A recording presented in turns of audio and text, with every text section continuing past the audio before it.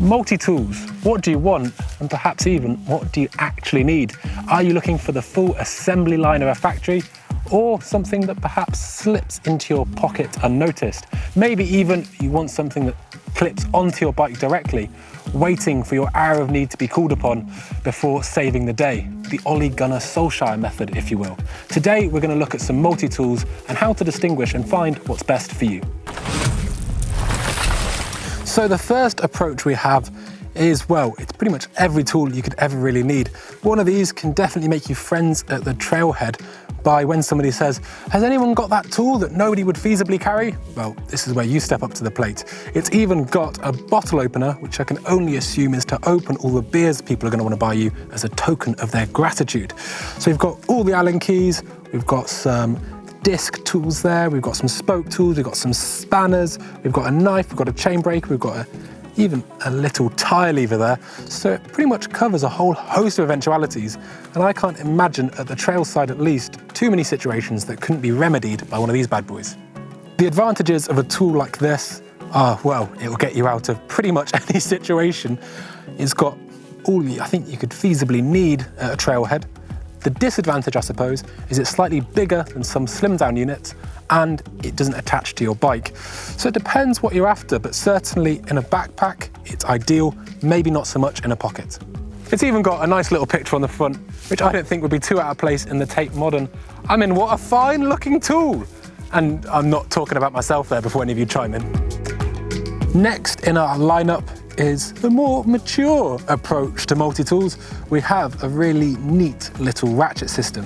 It comes in this case, and as you unfurl it, you do feel a bit like an assassin about to put a silencer on some fancy pants revolver. What you've got is a whole host of different sized bits, from your Allen keys.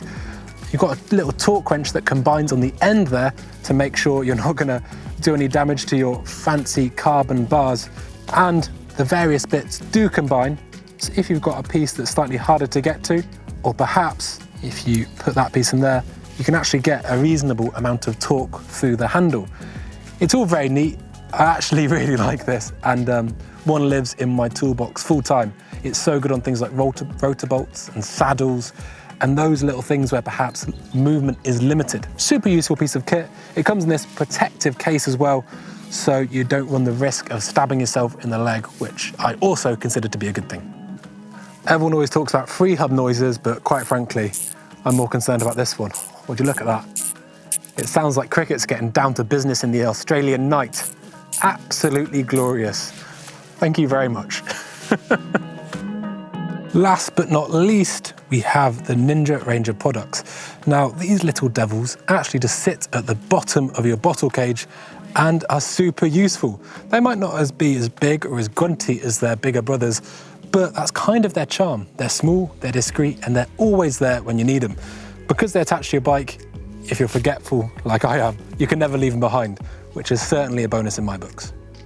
Now, it might be small, but it certainly, for me at least, covers most of the bases, and it's actually quite a nicely finished product. It's even got this quite exotic material that might even be carbon there. So it's super light, like I said, very discreet, and very functional. We've got a chain breaker, a whole host of Allen keys and torque settings, and the way it combines, such as this 6mm and 4mm through here, well, it's a feat of engineering, if nothing else. So I hope you enjoyed our quick comparison of multi-tools and the benefits and drawbacks of each type. Now, if you want to keep on the same theme, Blake and Neil did a really cool video where they compared on or off the bike storage in what is a very informative look at how to carry your kit. And if you want to see me being a bona fide pillock on GMBN Tech and having some fun with one of these multi-tools here, check it out by clicking just down there. As always, please don't forget to like and subscribe, and thank you very much.